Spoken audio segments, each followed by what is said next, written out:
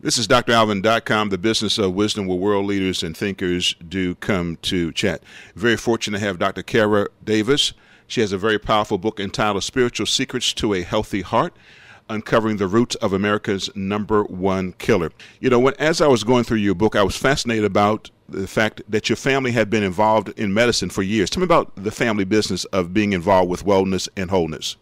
Well, my father's father was an obstetrician in Chicago during the days, actually, of the Great Depression.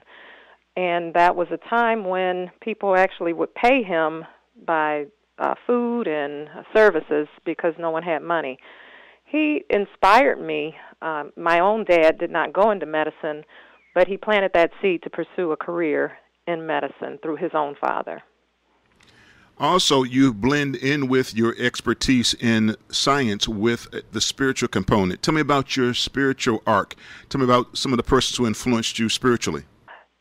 My greatest spiritual influence has been my husband and my mother-in-law, both of whom helped me to grow and develop in my faith.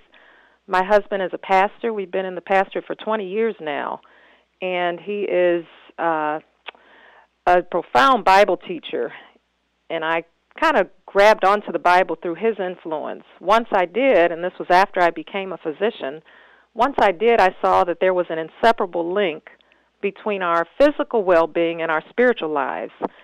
I pursued that and delved into the study even more, and that planted the seed for my 2 books. Tell me of the basic overview of Spiritual Secrets to a Healthy Heart. What is it all about? Spiritual Secrets to a Healthy Heart looks at the #1 killer in America. We know that cardiovascular disease, or heart disease, kills more men and women each year than all cancers combined. It is the #1 killer. And as African Americans with health disparities and access to care, we of course suffer to a greater extent than other populations. When I began Spiritual Secrets to a Healthy Heart, I divided it into 3 parts. The first part is called How We Live, and that looks at things like our diet, our exercise and activity levels, things like smoking and tobacco use, how all of those impact the heart, things that are within our power to change with respect to our lifestyles.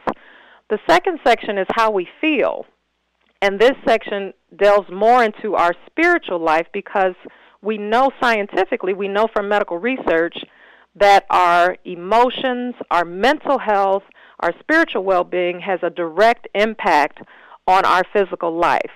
So when we succumb to things like depression and anger, when we have a pessimistic or cynical disposition, when we're all stressed out with the worries of life, those not only affect us mentally and emotionally, but they give us physical disease as well.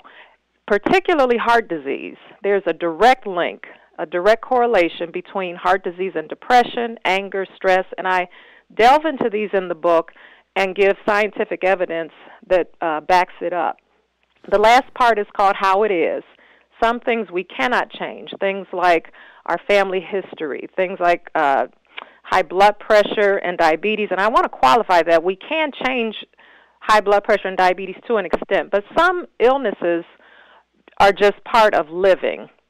In the last section, I also examine things like medications, supplements, what we can do in terms of procedures to help preserve our heart.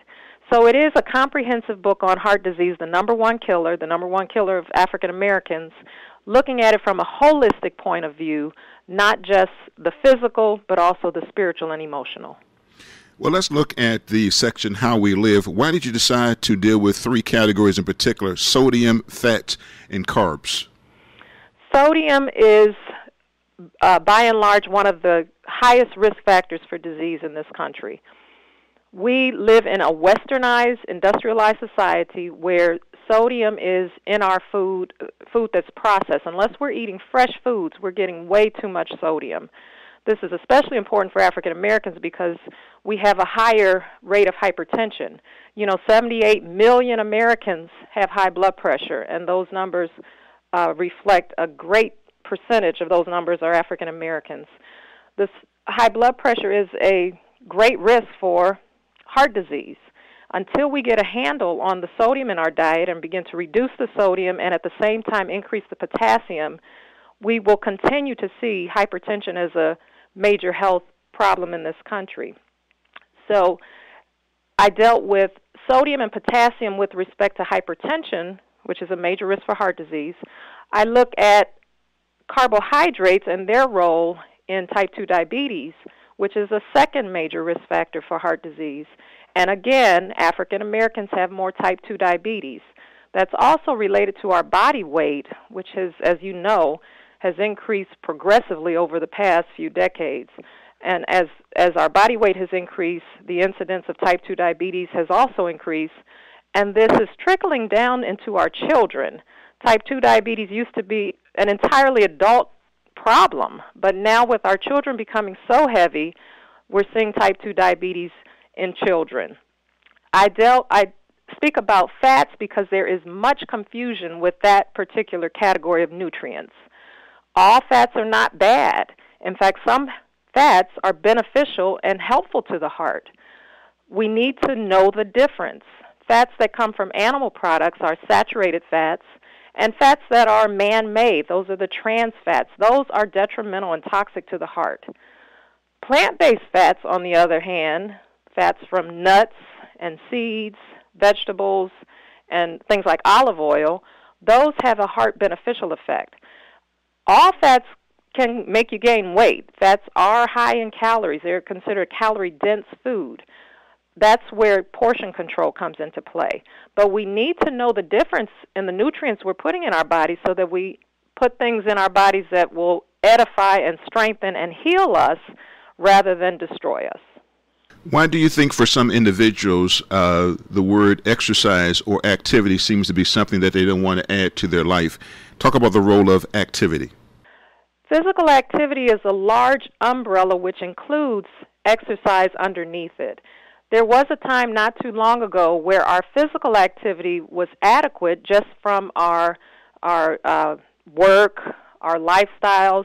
In other words, most people made a living through the sweat on their brow, and they didn't have to devote additional time specifically set aside for exercise because just the day-to-day living in the workplace, at home, was generated a lot of sweat and worked them out. Now, however, you know, we live in a day and age where things are technology has taken over manual labor, and it's fully possible to make a very good living seated at a desk all day. Because of that, we have to take steps to increase our activity. Our bodies were made to move. God designed us to move our bodies, and when we don't, disease results. And that's just not just heart disease, although heart disease plays a major role, but disease across the board is related to a sedentary lifestyle. We see more cancer, more osteoporosis.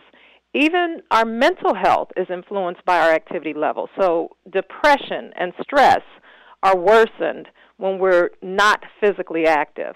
So for our total health, we need to find ways to incorporate physical activity in what has become a very sedentary society.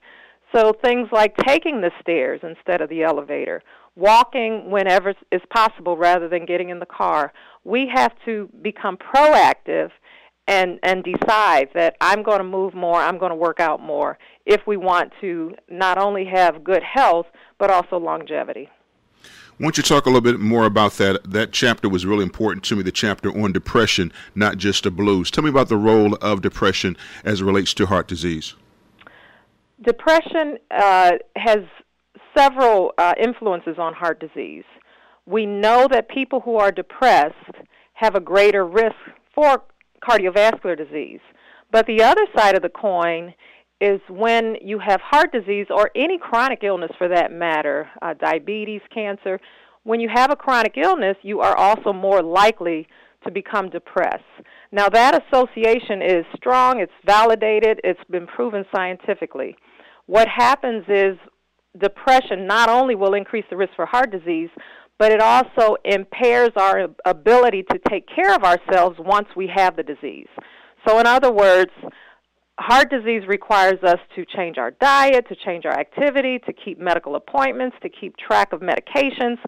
None of those things can be done effectively when the mind is not working at its optimal. The other problem with depression, especially amongst African Americans, is we have a stigma with mental health. So when I tell patients, I believe you have depression based on these criteria, based on talking to you, African Americans especially don't want to hear that.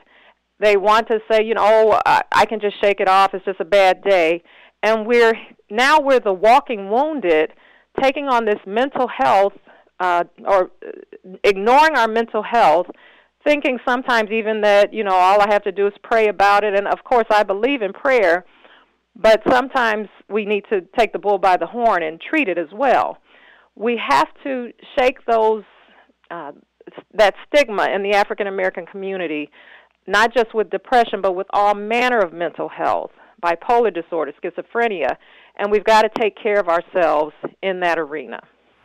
In our remaining minute, let's talk about the big payback. Let's talk about revenge. Tell me about the role of the root of bitterness as it relates to your heart condition. Anger is killing us.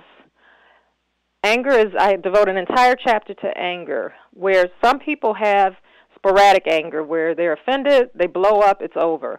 But other people have chronic anger, where their personality is actually anger-centered. Both types lead to heart disease. Now, the roots of anger, vengeance is one of them, the desire to get back, to get even, to avenge. The Bible says that vengeance is mine. So when we harbor that, we are actually taking on what God has identified as his responsibility. We need to let go, learn to forgive, release bitterness, and in that way not only preserve ourselves spiritually, but also benefit our heart and our physical condition. We're talking about spiritual secrets to a healthy heart, uncovering the roots of America's #1 killer. This particular chat will be featured at DrAlvinCom, the business of wisdom. I get a wonderful chance each and every day to talk to world leaders and thinkers. It'll be featured on Facebook at DrAlvin.com, and we will tweet this at Dr. Alvin Jones on Twitter. I discover wisdom, one brilliant mind at a time. Before we go, give us a final thought, then tell us how to get a copy of this book and to be a part of your world. Please visit my website at drkaradavis.com. That's drkaradavis.com. The book is available through bookstores, and also I have a link to Amazon for this book and also my other book. I'm also on Facebook, my Facebook page. Please like me there. It's Dr. Kara Davis. We're doing some great things during Pentecost with weight loss and purifying our bodies. I'll be doing that through my Facebook page. So I look forward to connecting with you in one of those venues. Well, thank you so very much, good doctor. Give my regards to your extraordinary husband, Lance, and your wonderful children. And you continue to have a remarkable and amazing day, okay? Thank you so much. Have a good day yourself.